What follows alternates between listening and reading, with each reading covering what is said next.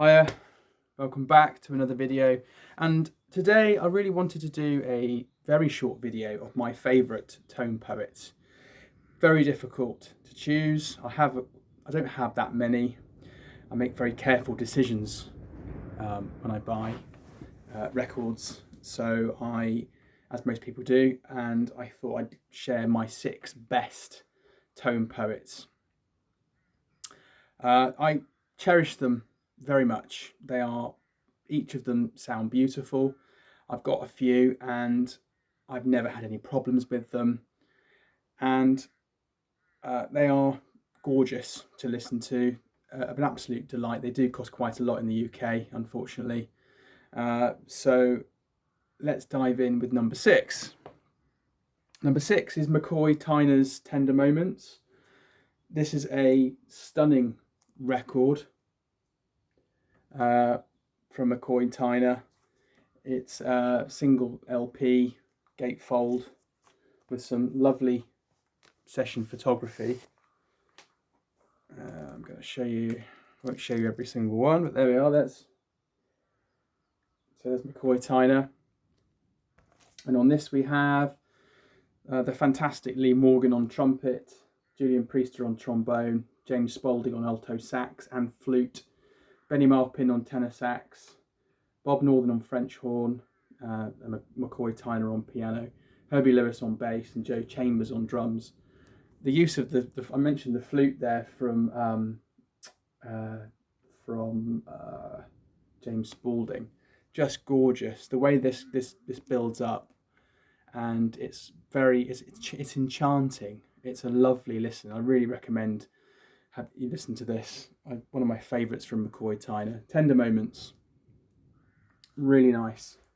So number 5 is this little beauty, Katanga.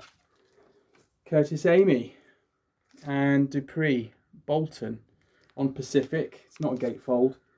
And what I love about this is it's got a very exotic feel to it.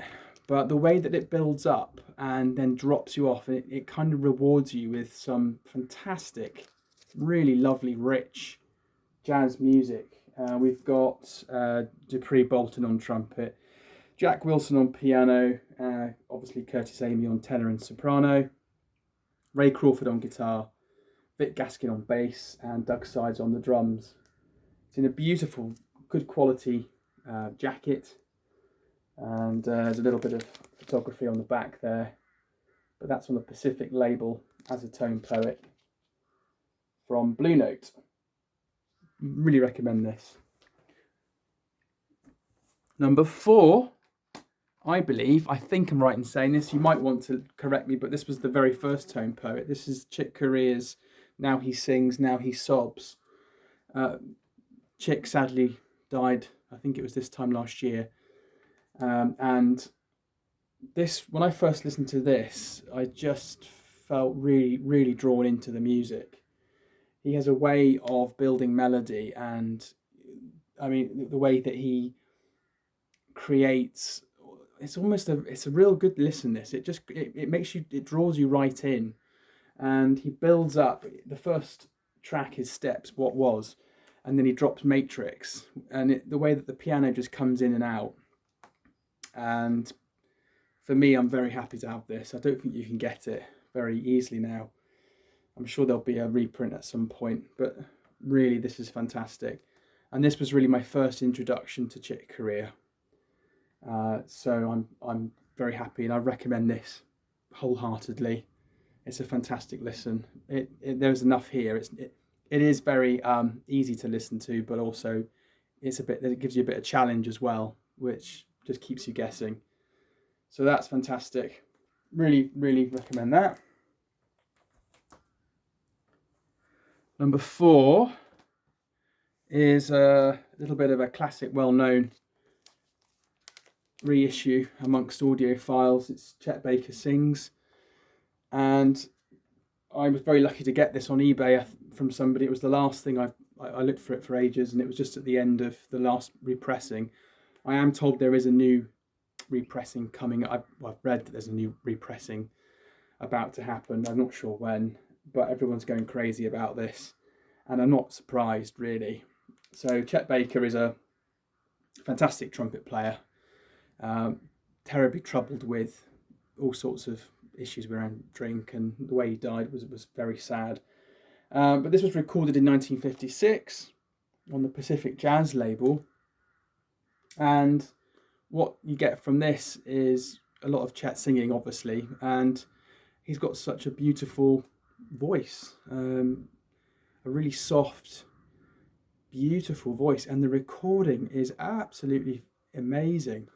So, I mean, one of my favourites here is My Funny Valentine, which a cover which many jazz artists of the time had covered. I know Bill Evans, I think, done it, but he does it so beautifully, and it's almost like he's in the same room. It's a beautiful, soft voice that he has, and it's just so easy listening.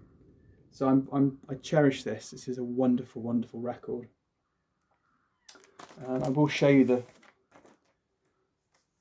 session photography inside. I think it was Alfred Lyon that did this, did the music. Did the photographs. But beautiful, fantastic. And that's one of the joyous things about these tone poets, is you get a real sense of the occasion, and the photography just captures the moment of the recording. And for me, it's just lovely to be involved and immerse yourself with it. It's just fantastic. Number 2 is absolutely fantastic. I keep saying that. Dexter Gordon's One Flight Up, and this is an absolute crazy listen.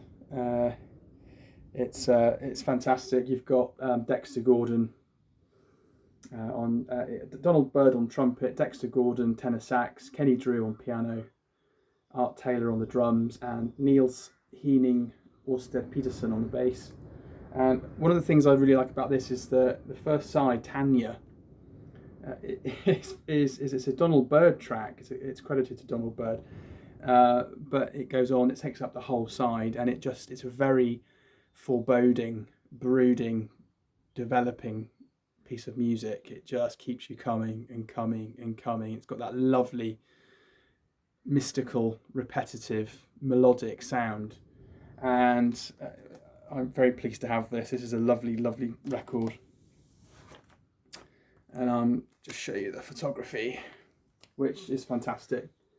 Always it's a real treat to see photographs of the recording of the actual occasion. Wonderful. Really recommend this. So number 1. Some of you will disagree with me on this one. For me, I keep listening to it, and I thoroughly enjoy it every time I listen to it from front to back. It gives me goosebumps because it's just so incredibly inviting. And that is Lee Morgan's The Raja. Lee Morgan on trumpet, Hank Mobley on tenor sax, Cedar Walton on piano. And interestingly enough, in the UK, Cedar Walton is they're bringing out Eastern Rebellion, which I think Cedar Walton is on piano with that. Paul Chambers on bass and Billy Higgins on drums. And this starts off on side 1 with A Pilgrim's Funny Farm, and it's really fun. It's a really fun listen. It just really is fantastic, draws you in. And I just love the way that Lee comes in with his trumpet, really piercing, very, very musical. That follows the Raja is the second track on side 1. Again, it just keeps you wanting more and more and more. This is a fantastic album. I was put off at first by the cover of the picture of Lee on the front. Unfortunately, the haircut was apparently due to when he had a huge drug binge one night and fell asleep or fell unconscious on top of a radiator, and I believe that's how he damaged the top of his head. They had to cut his hair in a way. But anyway, fantastic. This is a great album, lovely listen. Again, start to finish, wonderful. And it's absolutely beautiful. I really recommend, if you don't know about the Tone Poets, or you're just learning about them, I thoroughly recommend that you check these out. and there's plenty more to come.